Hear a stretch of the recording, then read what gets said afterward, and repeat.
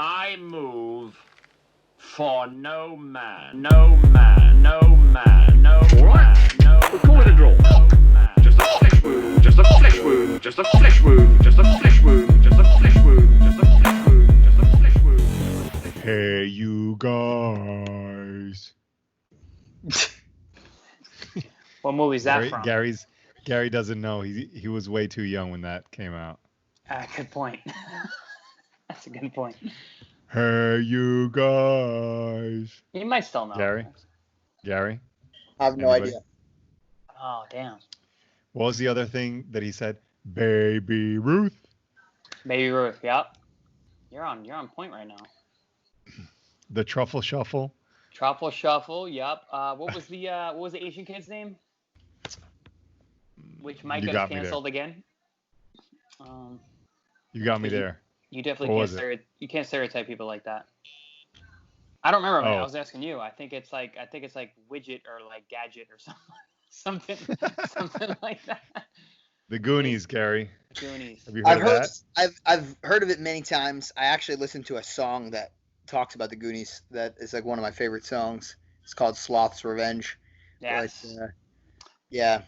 Sloth is the guy who goes, "Hey, you guys." So I haven't watched it yet, but I have to. I know it's iconic, so I'll get there. Write it down for your to-do list. One of my many movie suggestions, what are you drinking, guys. We should do. I have to do one movie review every time we do the podcast, and that'll help me watch these movies that you guys put together. So you got to put together a list for me, and I'll do my review of these movies that I probably should have watched years ago. Currently. We've done pretty good in terms of movie talk so far. I mean, we talk. What have we got? We talked about the Goonies, Bone Tomahawk.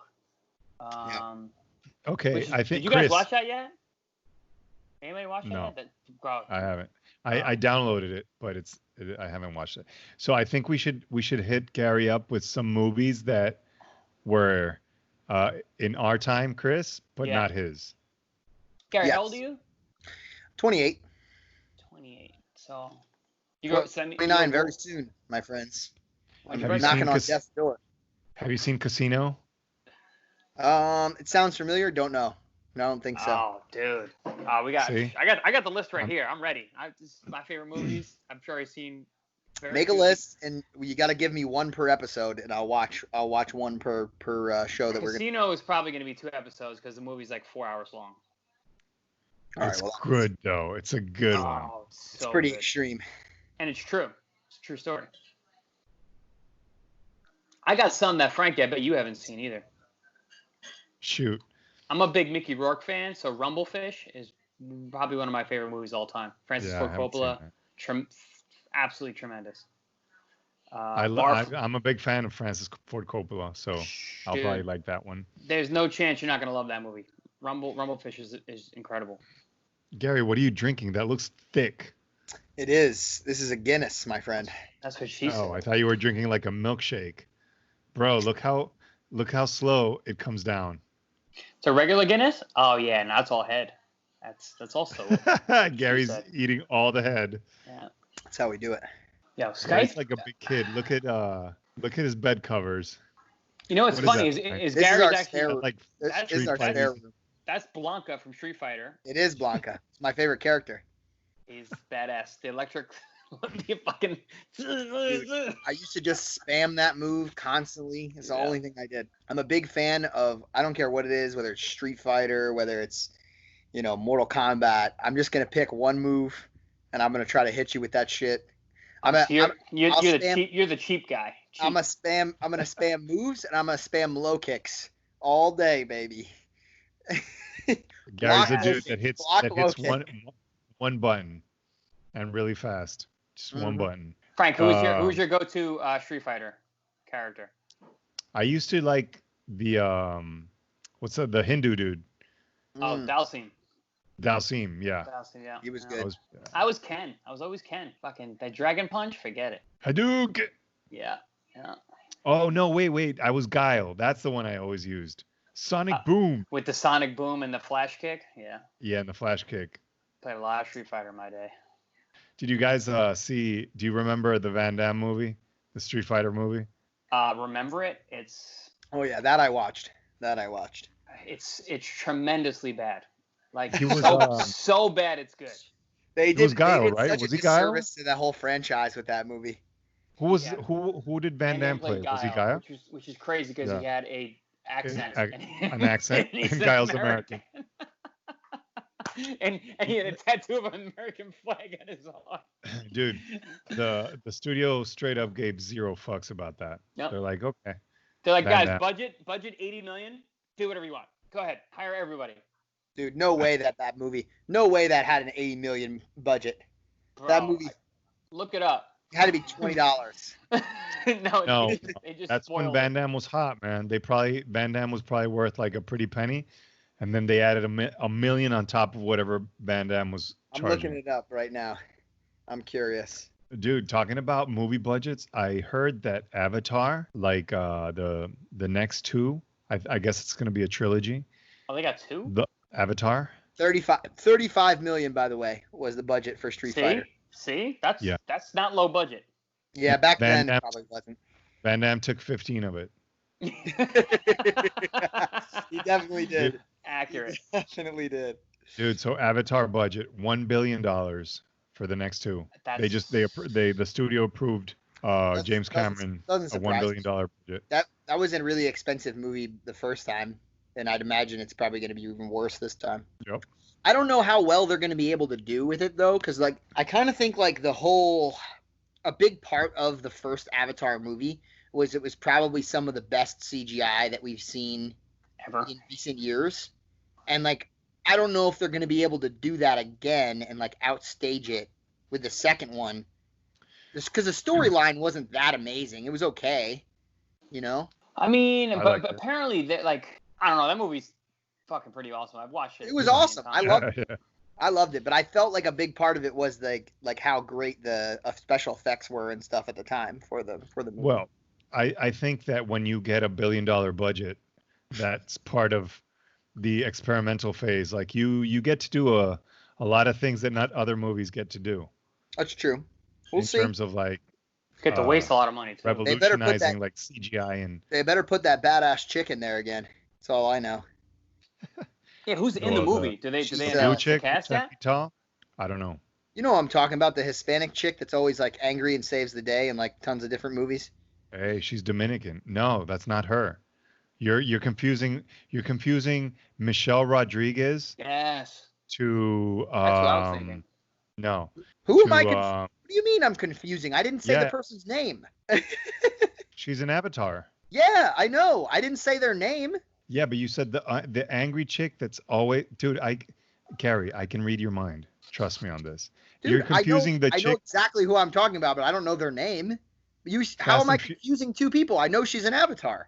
I thought you were confused. Do you know who I'm talking about though? Michelle Rodriguez. She's in like Fast and Furious. Maybe, but that's not who I'm talking about. When he said angry trick, that's what I thought of too, Frankie. So Right? You're gonna See, bring out Chris- my anger right now, Chris Right?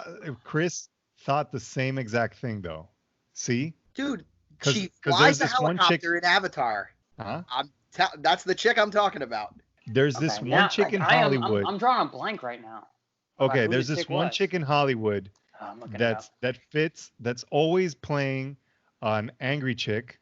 And Oh, she's she was in Hispanic. Girl Fight. About She the was in- girlfriend from the other guys, but that's not who Huh? I'm talking about. No. He's thinking about Michelle Rodriguez. She was in Fast and Furious and also Girl Fight. She was the main character in Girl Fight. I don't know. Okay. Tell you what, I'm gonna show you a picture. Zoe Saldana is the chick from Avatar. I don't know who that is. She's Dominican. I bet you guys didn't know that. Oh, she's in that movie. She's that assassin from that show, that movie. Yeah. That's her? Okay. All right. Gary, do you recognize her? Yes. That's not who you're talking about, though, right? No, he's right. Michelle Rodriguez is in the movie. That's what we're talking about. She's an Avatar? Yes. Oh, so they both are? Yes, apparently. Oh, my bad, Gary. You were right. So Gary, we're on the same page all the time. We all thought I don't what know. you thought. All I have to say is that anybody listening or watching this is definitely, they're just going to be like, what the fuck is happening in this show? Like, for these 5 minutes, it's just pure. Dude, so they're I both don't in think the it's movie. gonna get much better there, bud. They're both in the movie. Zoe Yeah. Saldana and Michelle Rodriguez. So yeah, Gary was right. Put We some were fucking wrong. respect on it next time. All right.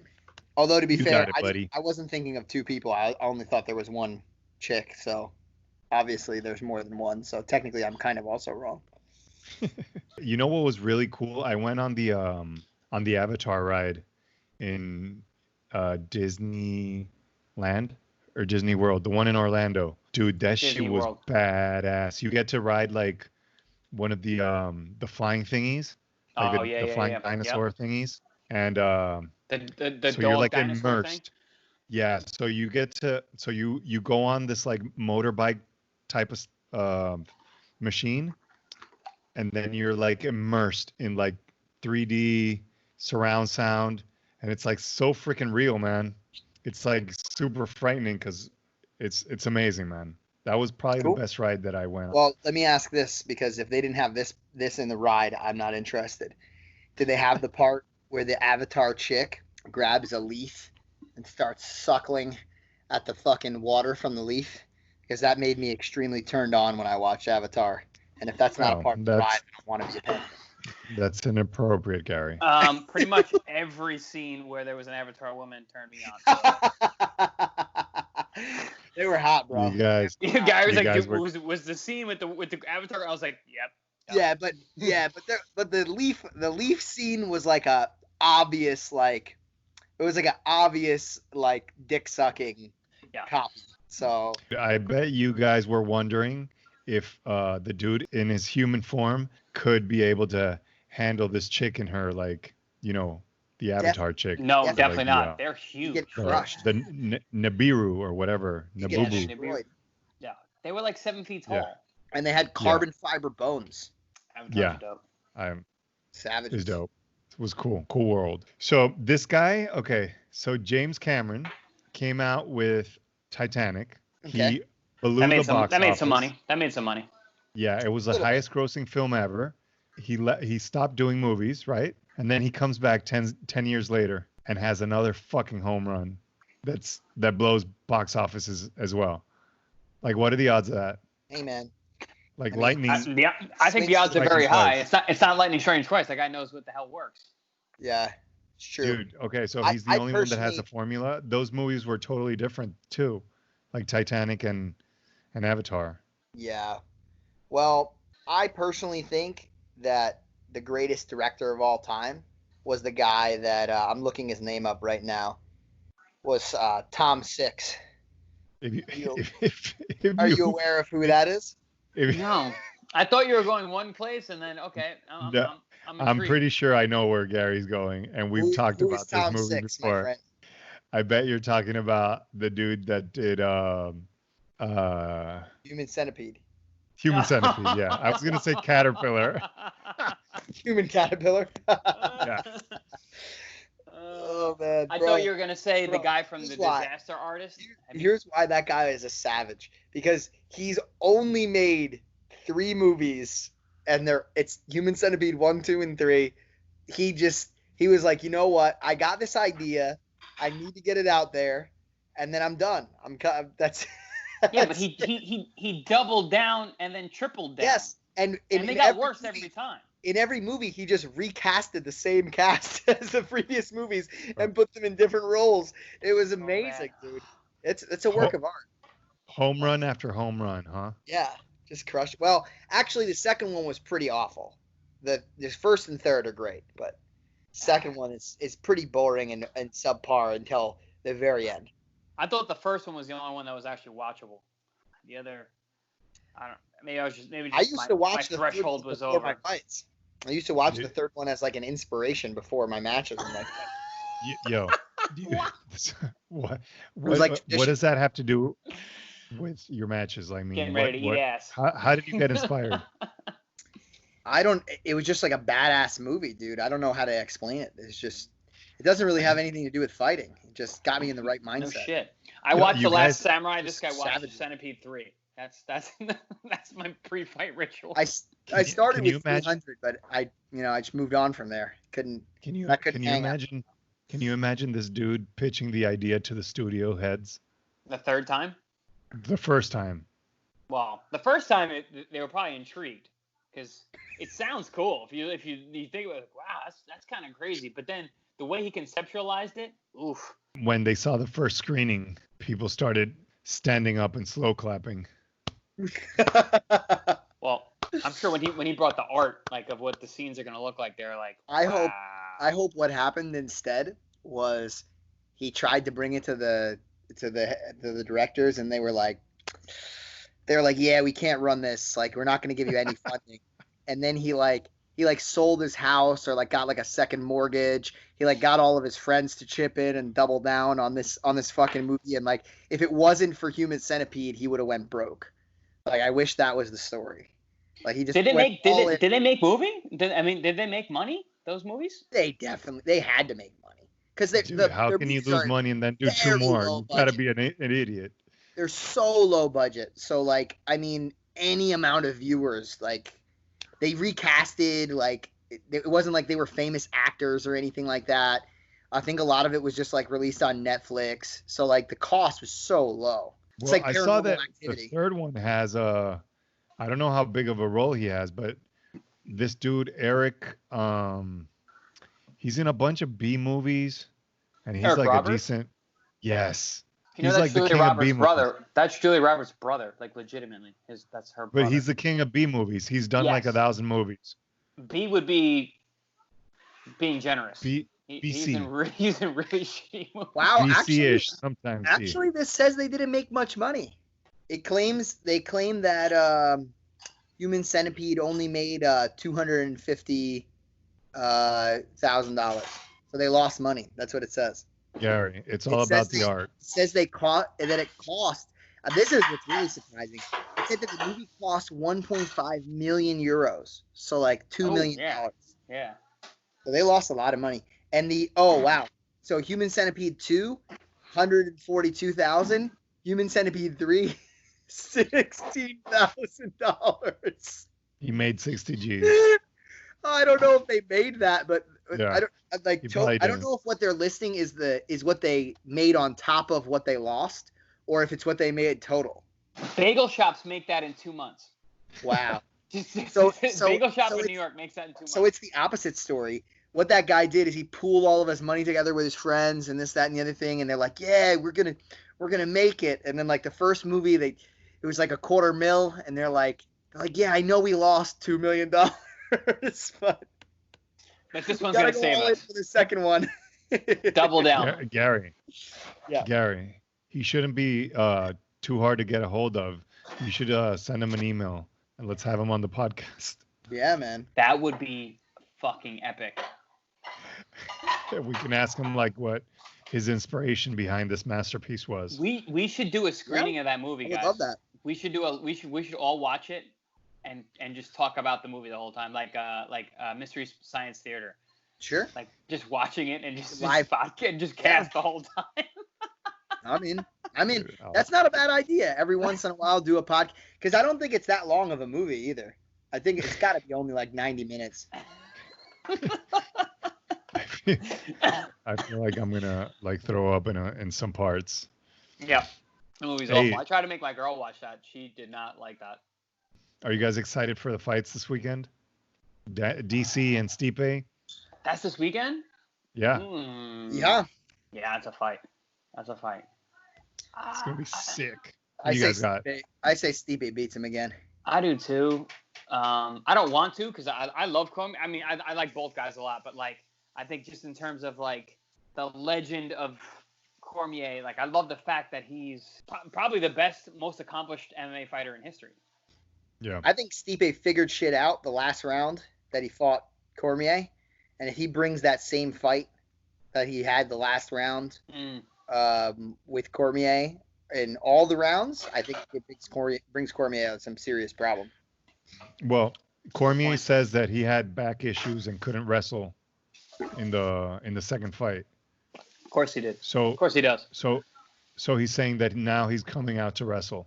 Yeah, it's hard to believe anything that anybody says about what they're going to do prior to fights, though, because it's like, how willing is a given person to actually expose what they're really going to do in a fight? Like the only people that are willing to tell you what they're actually going to do in a fight are so confident that they're going to be able to do it regardless of what you're going to do.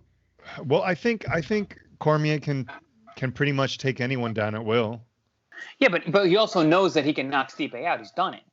He's done so it. like that's the thing. If you already done it, you've done it. But back to what Gary was saying about if someone who says they're going to do exactly what they do. I always think about one of the reasons I love Floyd Mayweather, and like people want to talk whatever about him. It doesn't matter. The guy's undefeated. He did the same thing to everybody. He literally, if you really, really watch him closely, he had 7 moves. He would do them over and over and just cycle through them on every style he ever fought. They were so good, so perfected that he can make them work on anybody. He would just literally mix up the same very basic moves over and over and over again. Absolutely tremendous. Being able to do that at the highest level that's awe-inspiring. Cormier was beating him throughout all 3 rounds. Like He was winning the fight. But he was like dropping his hands. He didn't respect Stipe at all, but he was lighting him up. Like Stipe's face was like beat up after that fight. Did you notice what changed towards the later rounds though? Body shots? Yeah. This is what I'm saying. Like I think if he just brings that same style to the next fight, it's a big problem for Cormier. Yeah. This fight's very interesting because they both knocked each other out now. Yes. Like if you listen, anytime you fight somebody who's stopped you, caught you, finished you, whatever, like that's on your mind. Like that's there. Because every fighter goes into a fight. I mean, I go into fight the same way. It's like this guy can't stop. Doesn't matter what he gets me with. Like I'm there, but like you've already been stopped by this guy. So yeah, it changes. It definitely changes your mentality. Yep. Like no doubt. It's weird. Like my last match that I had with this guy Dante Leon. Prior in the first match that we had, I didn't watch a bit of tape of him. And this is saying like not even somebody that whoever submitted me. I submitted him. I submitted him in like 3 minutes in an outside heel hook. It's really fast, right? And why would you like not watch some tape, Gary? Because I had like a month to prepare for ADCC, and it's a tournament style, so there's there's 16 potential opponents. You don't even know what the brackets are going to be until the day of the tournament. So did you say you didn't watch tape for him the first time or the second time, or either times? The first time. Okay, so then that makes sense. So in the second match going in, I watched a ton of tape just to make sure, like, hey, what's this guy good at, whatever the case may be. Mm-hmm. And dude, I played, in my opinion, I mean, I still think it was really exciting. I think it was a lot of things going on in the match, but I think I played a much more tentative game than I did the first time, and I didn't submit him in 15 minutes because of it. You know what I mean? So even just watching somebody do well with other people could affect your psyche like that. Imagine watching someone actually knock you out repeatedly, and what that could do to your psyche when you go to compete against them the next time. I personally don't watch a lot of tape because I don't want to get any ideas in my head before I get in there, because I always say, like, especially boxing, it's a rhythm sport. So I can't see your rhythm in a ring. I definitely can't see your rhythm against my rhythm. So it's that for me, like I let people think I'm a slow starter. I'm always just trying to find the rhythm and get them, kind of the method of what's going on. And I can't watch that in tape. I just figured out in round number 1. Yeah. So for me, if I watch too much, it imparts too many ideas in my head. With that being said, would you guys rather not watch any tape and just have your coaches watch the tapes and prepare you, or do you feel the necessity to like watch tape? Because with what Gary said, maybe that affected his performance, being a little more cautious. Hard to say. I don't know. I don't know what the right answer. I definitely want my coach watching at the very least. Yeah. Because I know personally, I don't know, man. Because I've heard both sides of the coin. Like I've heard some fighters say that they don't watch any tape and just have like their coaches take care of that. I can't tell them help what to do. If I have a match against one particular opponent, it's going to be tough for me. Unless I just really don't respect them at all, it's going to be really tough for me not to watch tape. I can't speak for MMA, and definitely cannot speak for jiu-jitsu and grappling. But like with boxing is so fast. Like I have to see how somebody moves. And I just even if I see a round, I can see a round. I can tell how somebody is going to be. Again, I'm not going to know their rhythm, but like I'm like, okay, he's this kind of fighter, so I'll go off that, and I'll bring ideas to my coach. But then it's up to my coaches to really, really fine comb through their little tells and idiosyncrasies that we can figure out different things in their style. Otherwise, I just need to see a touch. Figure it out on fight night. Makes sense. Yeah, I think it's tough because like by not watching anything, well, at the very least, if you have your coaches, you're probably fine. But if they're competent anyway, not talking about yours specifically, but I mean just speaking generalities here. It would be bad if nobody watched anything, and then like there's this one thing that this guy does that you're just not prepared for at all. You know what I mean? And you get caught with that when you could have very easily avoided it, right? Yeah, So, there's a lot of guys that got one thing. Like that's their thing, and like if they catch you with it, that could be it, and that could be the only thing they're good at, and you know. But there's a lot of guys that are. It's like Khabib. There's no secret. No, to there's what no he's one gonna thing. do. No, he's just like you got to deal with that. You got to deal with that fucking monster for 25 minutes. Sure. So you guys think that Stipe is gonna win, but do you want Stipe to win? I like them both. Dude? I like them both. Yeah. I don't know how much either. I think both of them are gonna retire. Like this after this fight. I don't think either one of them is gonna fight anymore. I mean, I don't have any personal attachment to either one really, and I don't really have a personal attachment in terms of like I really love them as a fighter or like love anything that they've done. I mean, DC's like a nice guy, but I mean, Stipe doesn't seem like a shitty person either. So it's like, Stipe's actually awesome. Really yeah, nice. I don't know. I don't really have like a crazy preference. It's not like either of them come from the same background as me either. So I don't know, man. Doesn't really matter to me one way or the other. I don't have any relationship with either of them. If Stipe hadn't trained in my gym, I'd be all Cormier. But like he's trained in my gym, and he's he trains with Volante. Like he sparred with Volante and Chris Weidman and Long Island. Trained with my coach Keith Trimble. He's been in the gym. Super nice guy. I told you guys last time. He is gigantic, huge man. He looks like he has a big head. Dude, he is humongous. Yeah, way bigger than Cormier. 30% head, 70% body. Talking about Chris Weidman, you guys see his performance last Saturday? I didn't, but I'm happy he got a win. Who did he fight? Yeah, he got a win, but it was a little dicey there. Was Who it? did he fight? Yeah. A lot of wrestling. I heard there's a lot of wrestling. He fought some dude from Dagestan that was tough. He's a tough guy. He was a tough SOB. Yeah. Good. And Chris looked pretty gassed out as well. Like man, if it wasn't for his good jiu-jitsu and top control, he would have been in trouble because his stand-up didn't look too well. I don't know, man. I think he just needed to put this one behind him and get his confidence back. Yeah. I think him and Rockhold should fight.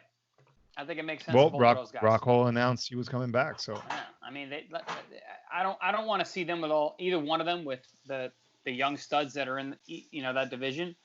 Have them fight each other. It's a fight that's exciting and two names and there's a grudge there. I mean, there's a big story there. Yeah, I think so too. Neither one of them can deal with 205. But. Have you guys hung out with Luke Rockhold at all? No, never spent any time with him, but I've been around Weidman a lot. Look at Chris. Chris has some stories.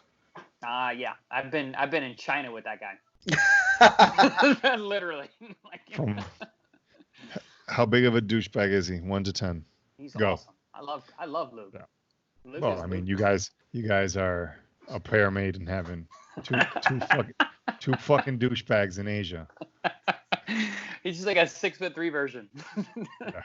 No, we've had fun. We've run around Vegas and China. And good dude. I've also run around with Weidman a few times myself. So they're both just great dudes. I know Luke comes off in public really, really rough, but he's actually a good dude. I saw him commit robbery to my boy Benny. Dude, my boy Benny he had been putting in the work for like an hour, and he had Benny's a good dude, man. He almost had a sealed deal.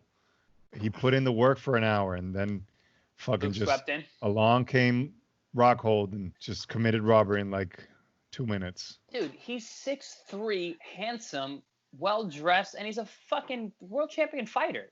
What are you gonna do, Benny? Come on, bro. Yeah, he didn't give a fuck too, man. He's like, yeah, this is mine. And he's also a model. I missed that part. Sorry, I missed. He's a rough one. Fetch me a drink. Dude, you know what's funny though? You want to hear a funny story? After I guess like he hooked up with her, she came back to my boy Benny crying, saying that he was a dick.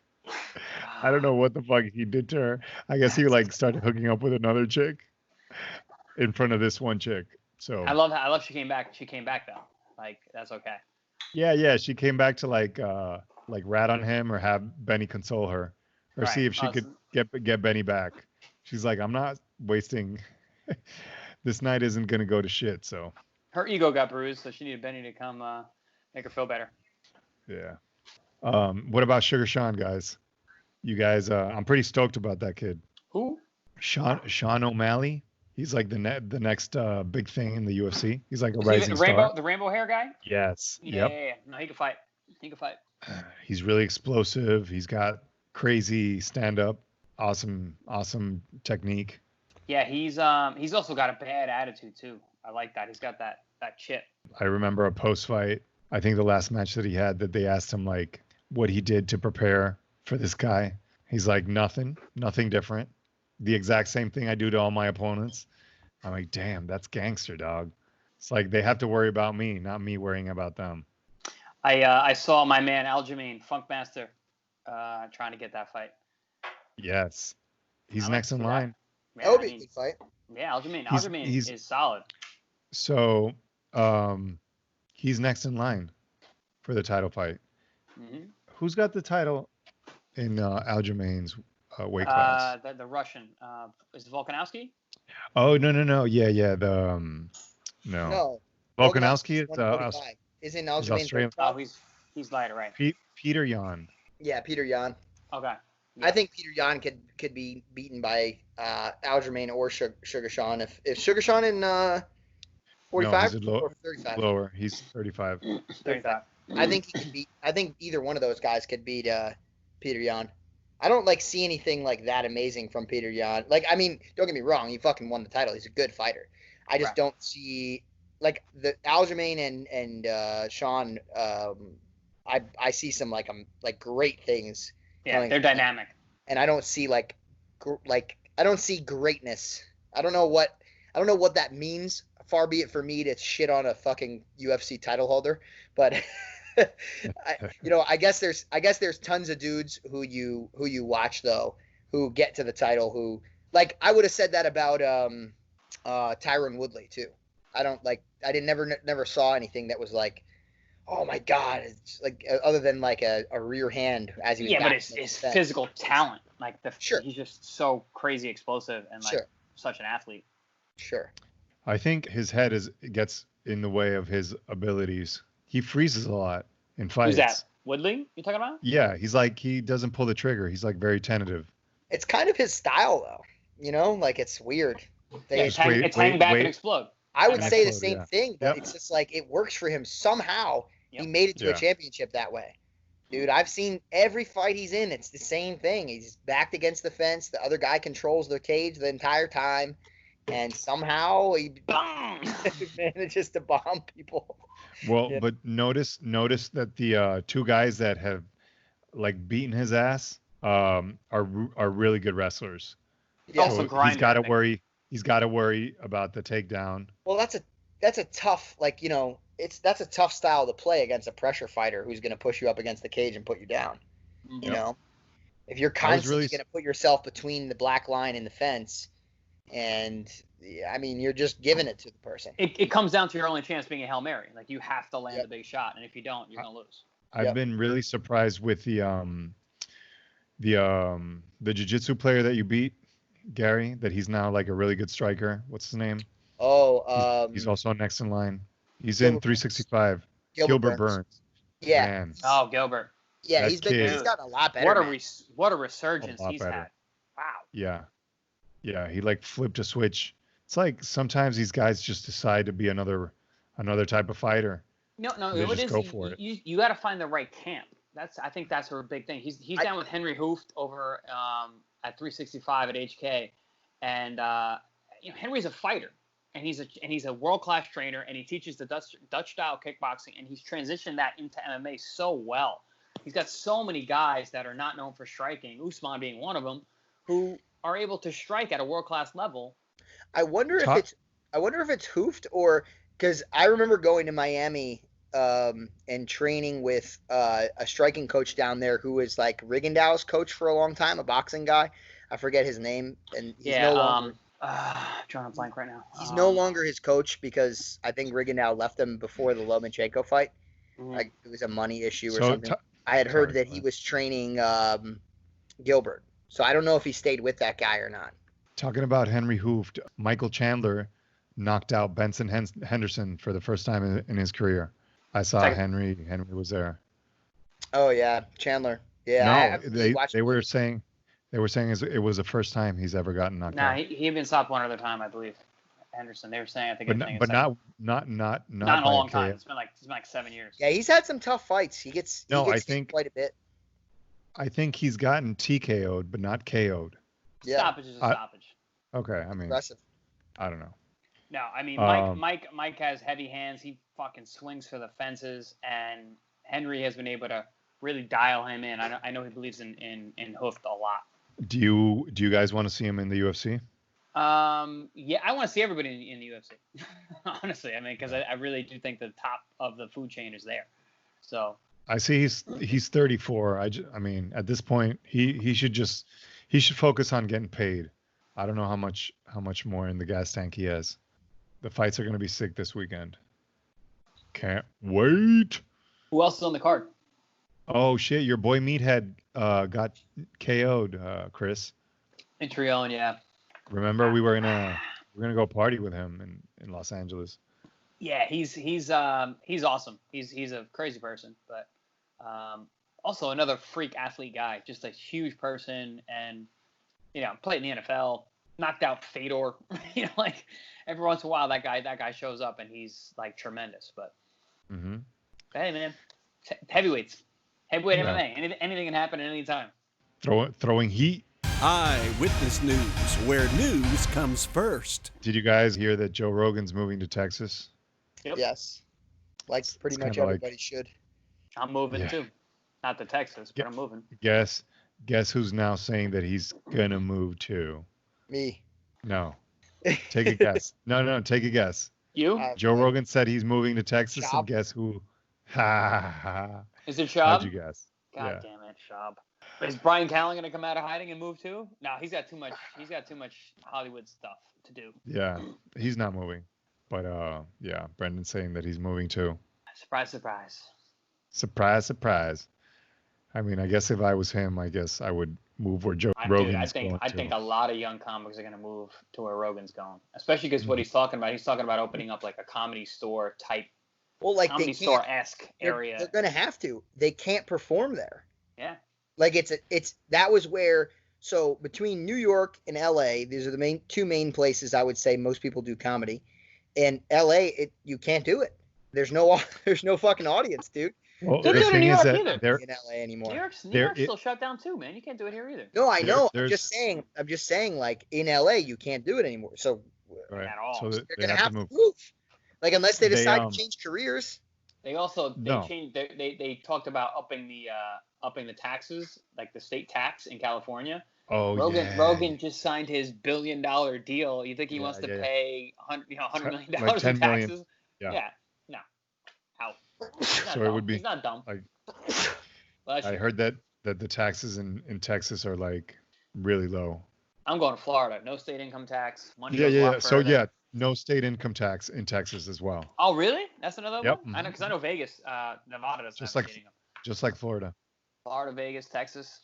That's it. We're So our own country. there's a big comedy club in Texas, but I guess the scene isn't as big as obviously LA. But with Rogan coming down there, I'm sure he's going to be like the one that sparks that club the LA up. scene isn't big anymore anyway, so it's over.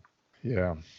It's going to change a lot of things, man. I think people really underestimate what's going on, and they don't understand the gravity of all of this. As much as they like to believe that the rest of us don't understand the gravity of it, like there's so many moving parts that are being affected by what's going on, and it's, man, like you take a bunch of industries and you tell them that they can't operate anymore, and then you provide other places where they're able to operate, which makes sense. Obviously, some people are going to have a different opinion. Why the fuck, especially if you're going to do this for over 6 months, dude? Like, man, me and myself in my gym, like in New Jersey. Like, bro, like I'm going to eventually open these guys a gym no matter what, because some of them are continuing to pay me, and I'm not going to go take their money and then open a gym elsewhere. Like, I will open them a gym in New Jersey at some point whenever things are open. But like, man, what am I supposed to do? Like, yeah, I can make some income from fighting and I do my other shit, don't get me wrong, but like, man, if I was just a gym owner like everybody else who's just a gym owner, you'd be fucked.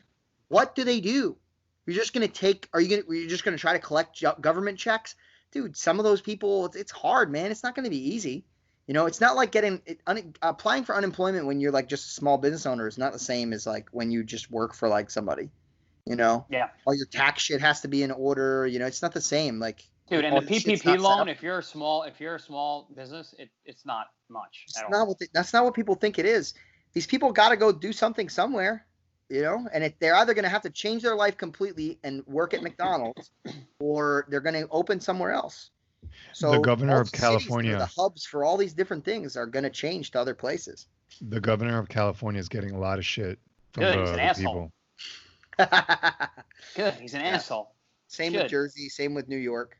Yeah, all these fucking Democrat, like pro-liberal states are acting like complete fucking idiots. All the money's gonna leave these states. Yeah, it's gonna be gone, man. Everybody who's got any money is moving out. All the reasons that people live in New York are gone. What are they now? What reason? The reason you live in New York, the reason you tolerate New York, because of how fucking shitty it is in every other aspect, is because you're gonna make money there. Now you can't make money. All the opportunities, and you pay price. You pay this high ass price for the installations, culture, amenities, food, for everything that's there, and nothing is there anymore. You pay for opportunity. You pay for opportunity. You pay for money. That's why you're willing to pay the high taxes. That's why you're willing to deal with the traffic. That's why you're willing to deal with how shitty the fucking city is. That's why you're willing to do all those things. But Long now Island you have zero commutes benefits, to so do you that get the now. fuck out. Dude, Long Island commutes to New York City because they have to go to the office. Offices are no more. Offices are done like this. This is how meetings are done now. There's no fucking reason to live there anymore. Nope. None. And it's like, okay, but that was great. Food and culture. Nope, that's all gone too. Yeah, it's going to be gone too. Oh, nobody's going to want to go. Happen in the winter? Yeah, when the winter hits, the winter here is awful. Yeah. And then you really can't leave your fucking house, and you can't get food. You can't go to the restaurants because there's no outdoor seating because it's fucking 30 degrees. Yeah. Not to mention the all winter the is going to be a nightmare. Not to mention all the restaurants, hotels, etc. that probably had to close because they're no longer making money. My cousin has an Italian place on Long Island. We went there last Friday. He's done. He's done. He's done. He asked me if I want to buy it. I'm like, no. You want to buy my? I'm sorry, Frank. I love you, bro. I can't. Fuck, dude. And it's so sad, but that's what's gonna happen, man. And I mean, they put the nail in their own coffin. Yep. So what would you guys do? I'm moving to DR, Frank. Get me set up. Come on, man. Let's go, playa. I'm moving to DR. What so if you were in his situation, what would you guys do if you guys were in office? You want to go first, Chris? Open up. If you are one of the people that are in danger of really getting sick from this, you stay home. You quarantine. You avoid your family. The world has to go on. Everything has to resume. Yeah, I would say incentivize in some way getting back to work. Okay, so the people that are going to go back to work are going to benefit the most. So there's got to be something to gain. Okay, continue to support the people that feel as though they're at risk, because here's the problem. Anybody can say they feel like they're at risk. It's, who's going to draw the line? Like, are you going to say like, oh, XYZ pre-existing conditions, XYZ age? Some people are just like, for example, teachers. Like, there's plenty of teachers that are like in their 30s. Oh, I'm afraid to go back to work. I'm going to get fucking COVID. Fuck you. Like, you're going to be fine. Okay. But either way, fine. Okay. You want to stay home? You can stay home. No worries. But the people that do go back to work, somehow the incentive goes to those people. You give the people that are going to stay home and are going to hide and lock themselves inside their house, you give them bare minimum, whatever it is that number is to survive. Mm-hmm. Or some kind of tax break or something. Sure. There's definitely ways to do that. And then everybody else that goes back to work gets an incentive. How about these essential workers who've worked the whole time? Yeah, sure. And them too. And then the other thing is exactly like Chris said. You say like what is it like? If you're in whatever at-risk groups, you educate people and explain like, hey, listen, these are the groups that you're really likely to die. These are the people that you should be quarantining. However, it's not forced. None of it's forced. Mm-hmm. None of it you say you have to do this, right? Like everybody gets to make their choice, which is the big problem now. People don't get to make a choice. Your shit's closed. They just, oh yeah, it's illegal to open your business. No, like let's try. But you can make the choice to smoke cigarettes every day. Yeah. You can make the choice to drive fast. Tons of unhealthy choices that they allow all day long in the government, but for whatever reason, this is the one that they're deciding to stick their finger in and be like, yeah, no, the government's going to step in and save you. You don't have a choice, right? So that's a big thing for me, man. Make it a choice. Don't make it like you have to. But the problem with just making it a choice and not providing these incentives, I think, for people that are going to go back to work, is if you just make it a choice, there's way too many people that are just going to stay home. Well, because of what's being offered. Because they're being offered. Yeah, they're going to take advantage of it. We're past that point. That's really the difference now. Things have changed. In the beginning, I was all about the shutdown, but we're 6 months in. This is crazy. Much. Like it's way too much. You can't be paying people to stay home this long. People get used to it. Sure. There has to be a change. Like this wasn't a well thought out plan. Obviously, this was just dropped on everybody. But like there has to be transitions. We kept moving the goalposts. We got to move everything else too. If you keep pushing the goalposts back, you got to change everything step up. Leading up to it. And what you just said is so true. People think that the money that they're getting just appears out of thin air. We only have what people contribute via taxes. Yeah. Mm-hmm. We can print money, but that fucks us bad. Okay, sure, but that's just insanity. Yeah. Right? Yeah. Like, Well, I had that conversation with somebody the other day about printing money. And they're like, oh, yeah, let's just print money. And I'm like, has that ever saved anyone? Go back historically and look at every time somebody decided that they were just going to print money and that's how they were going to solve a financial crisis. And every time it ends in inflation. Yeah. And I wish that that's the way that it could work. I really do. Like, I wish that was the answer to all our problems and we could just fucking print out money. It's got severe repercussions. But let's get real, guys. Like, we all know that what's going to happen. It's like they want to just ignore that. The negatives behind that, and he's like, "Oh, we'll just keep." Just print it out of. Well, I feel like that's definitely going on right now in the Northeast. Like people are just ignoring the fact, because it's summer, it's nice, it's beautiful up here. They think it's great. It's like oh, everyone's like, oh, I get to go out now, I get to eat outside, everything's great. They're getting a little bit of normalcy. They're feeling they feel like they're past it. Dude, wait till the spikes hit in the fall. Wait till the cold hits and you can't go outside. People are in for a rude fucking awakening come November, December. Yeah.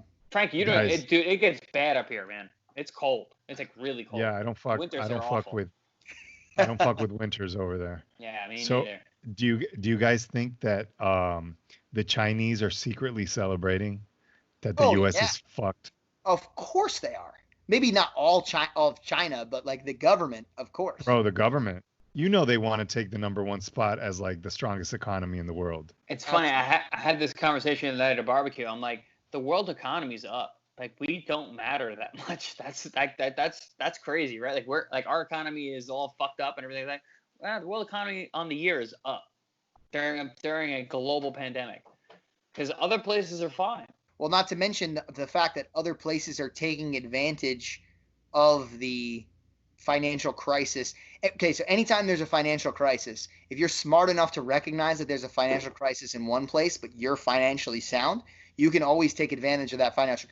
I mean, think about investing. Like right now, like if you have extra money on hand and you're not one of those people that right now is struggling to make ends meet and like you're behind on rent and all these things. Let's say you got an extra $100,000 in your pocket and you're going to be okay. Now you can invest in a bunch of different things that the stock is super low for, right? So any of these places in China that are exceptionally wealthy, or they're back on their feet, they're running their economy again, whatever the case may be, they have the ability to take advantage of that. Even if they're not directly investing in our stock market, they have ways to do it. I watched an entire documentary on it. Like there's ways for them to, even though technically you can't as a foreign investor invest in our economy, like you can. Dude, like, the Chinese government has their hands in pretty much all the Fortune 500 companies in the U.S. and a bunch of like very highly influential businesses in the U.S. Did I tell you what happened when I was in Jamaica? No.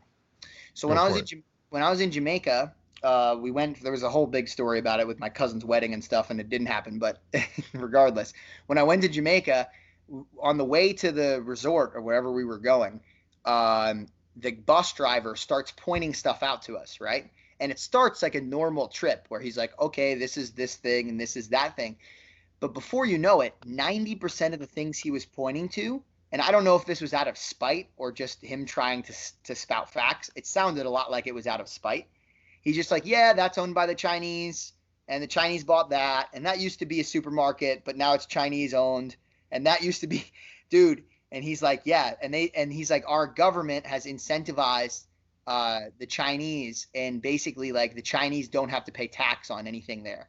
So they basically bought up the entire country and like own all the businesses there and don't have to pay taxes there.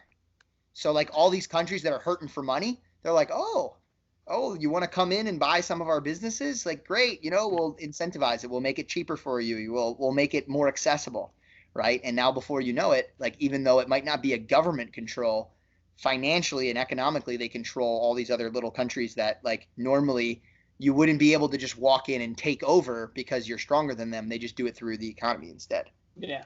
People are hurting. Jesus. That's the new world. That's the new world conquer, is to just conquer people via the economy instead of via the military. Because too many people look at the military as like this, this terrible thing. Oh, you're conquering through violence and this, that, and the other thing. But they do it just through the economy now instead. Yeah, it's not that new. I mean, everyone's been doing it for a long time. Well, no, I just mean like it's like the new colonization, basically. In the last like 50 years per se, is what I'm saying. Yeah. Mm-hmm.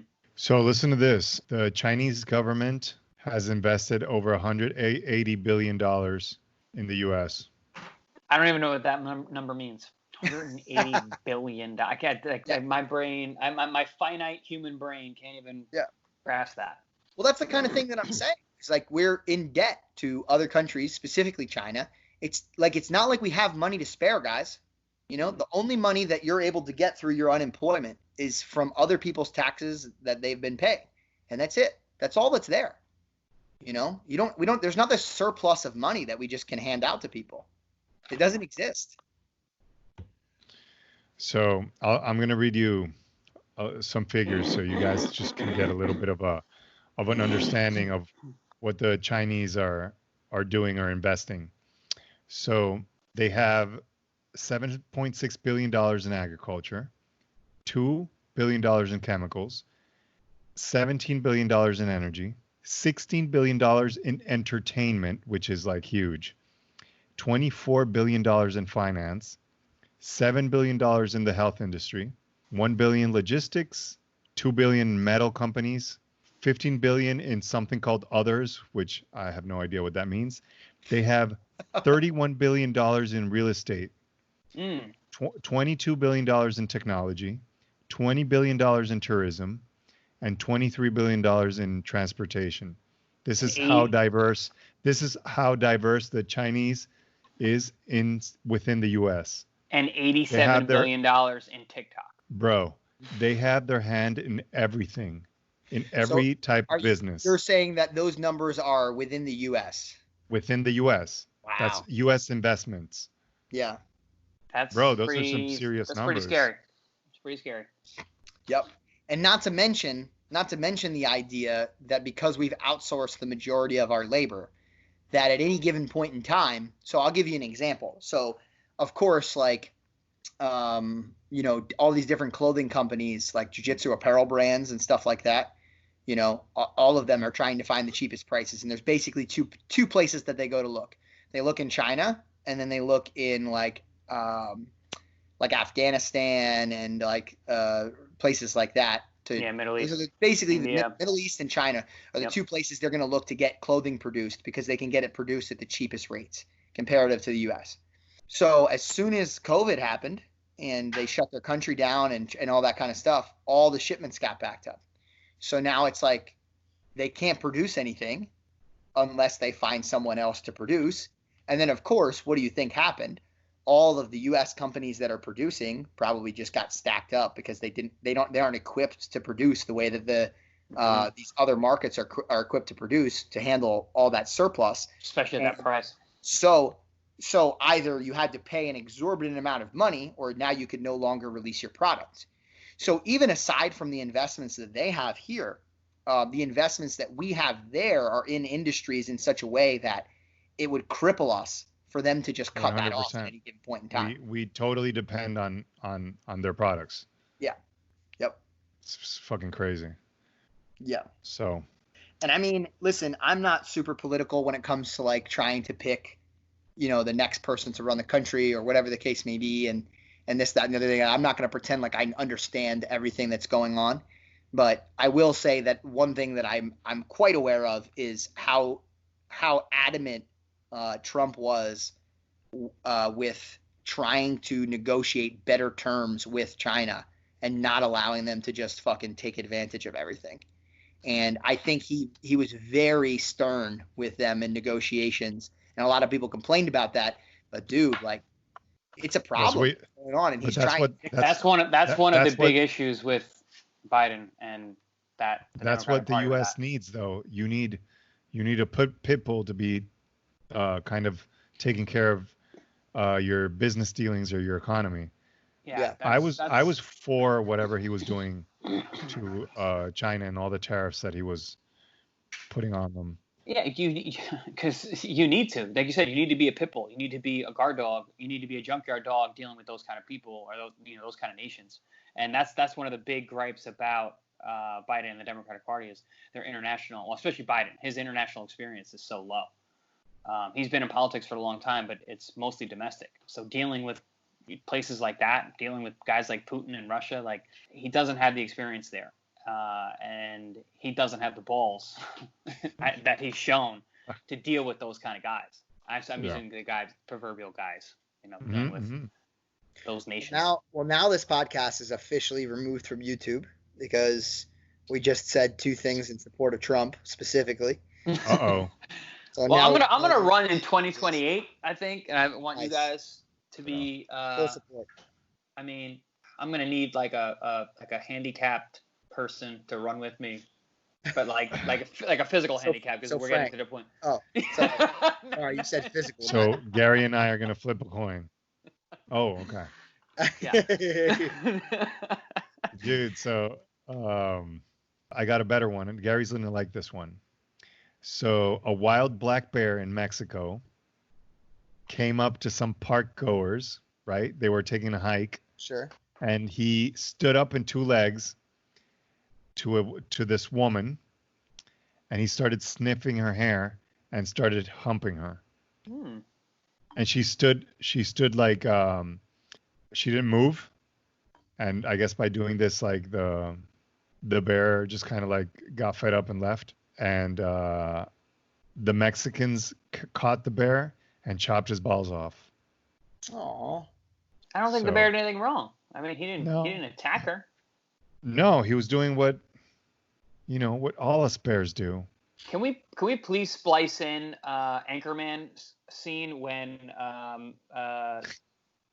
Steve Carell yells that women's menstruation brings bears? Yeah, dude. That was the first thing I thought. I was like, oh, okay. How ridiculous is the part where they do like Gangs of New York? Oh my God! Where they all meet at the park and start fighting. And they have weapons. They have weapons. Did you see that, Gary? Oh yeah, amazing. Tremendous. What was Steve Carell's character's name? I keep thinking about Mitch, the other guy, Mitch Tomlinson or something. That's a classic. All right, so we gotta, as homework, we have to send Gary some movies to watch. So next time we can. Dude, I got the list already. Discuss them. Give me one. I could watch one tonight, probably. What should I start? Goonies. Goonies? Okay. Yeah. Goonies, yeah. All right, doggies. Good talk. Later. Peace out, biatches. I move Bye. for no man, no man, no man, no man, no. We'll call it a draw. No man. Just a flesh wound, just a flesh wound, just a flesh wound, just a flesh